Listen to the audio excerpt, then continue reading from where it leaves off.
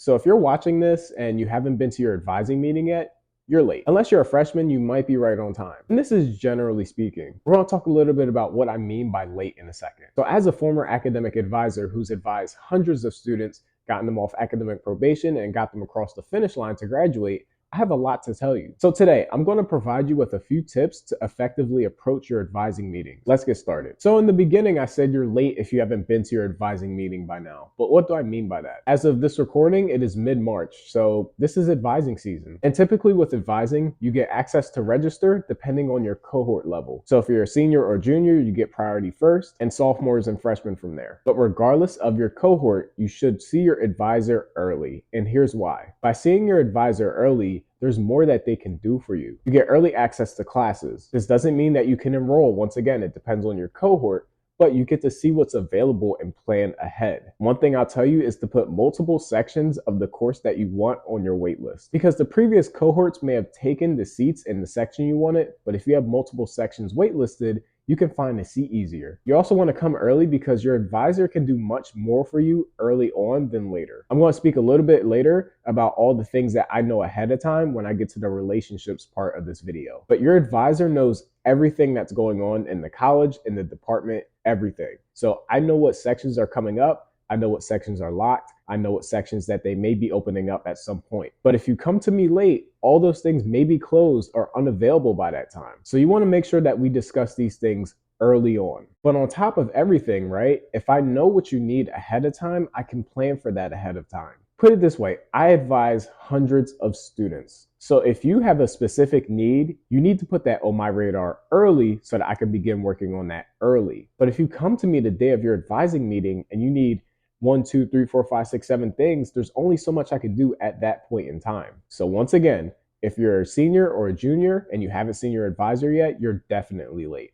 But if you're a sophomore or a freshman and you haven't seen your advisor, you're also late. Go to their office right now. So you've gotten to your advisor's office on time, great job, and you sat down in the office, and what comes next? One of the first things I'm going to ask you first is, how are you doing today? All those good things. But then I'm going to say, how can I help you today? You should be curious about your academic career. Therefore, you should have questions for me. You're investing all this time and all this money into your schooling.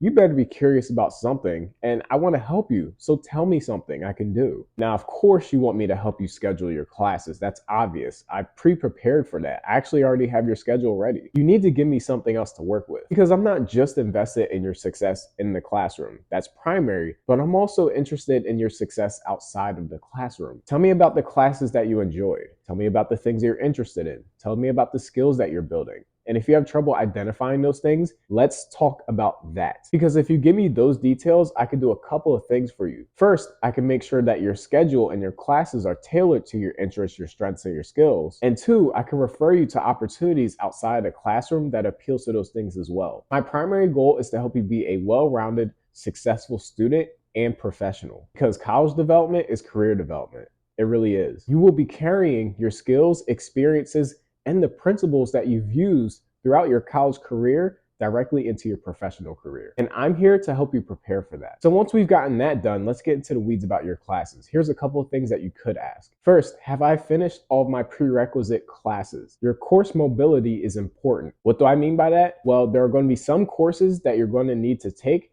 that require you to take something else first. So we want to make sure that we get those prerequisite courses out the way just in case you run into those classes. Now, unfortunately, I've seen a couple of students hit roadblocks with this because the only classes that were available at that time required prerequisites that they did not take. So you should ask your advisor, what are the prerequisite classes that I need to get out the way early? Number two, some of you may run into this, but am I taking any classes that don't count for credit? You may be taking some placement tests, let's say for math. That placement test is going to tell you where you should start in terms of your Gen Ed math. Sometimes you will score below, let's say, the 100 level, and you need to take that developmental class before you get to the base class. That developmental class may not be for credit.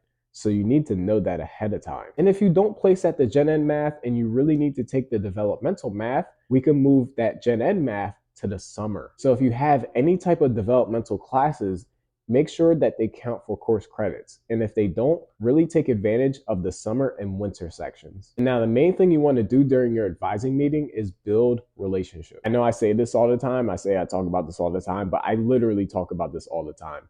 You need to be building relationships with your colleagues, your classmates, and people on campus. They're your allies. Those are the people that can advocate for you. Your academic advisor is your number one advocate. Let me tell you something. Not only do I talk to everybody that's on campus, everybody that's in your college, everybody that's in your department, but we talk about you guys. Because after you come to my office, you probably go to their office and you probably go to their class. We know your names. So after our advising meeting, and after you've taken all the action items and done them, I need you to follow up with me. Now, I just talked about being an advocate, right? And who can advocate for you, me being the primary one as your advisor.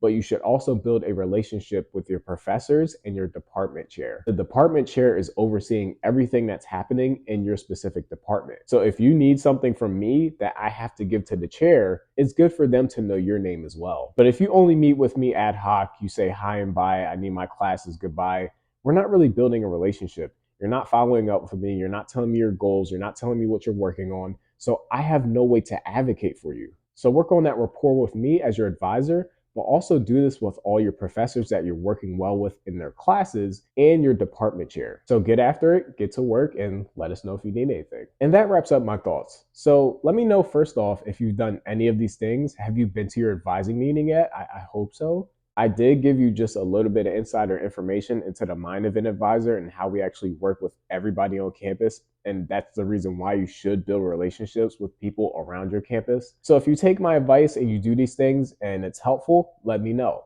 But if it's not helpful, also let me know, because people in the comments, they're reading and they want to know if I'm just spewing nonsense or if I'm actually making sense. So if anything happened to be helpful in this video, go ahead and hit a like for me, please. That helps the engagement. That helps more people get help from me. My number one goal is to reach as many of you as possible. So with your engagement on this video, it helps tremendously. And if you want more content like this in your feed, hit subscribe, right? But otherwise, you don't have to. You can just continue to watch, like, and comment. Other than that, take care of yourselves, work hard, and I'll see you soon.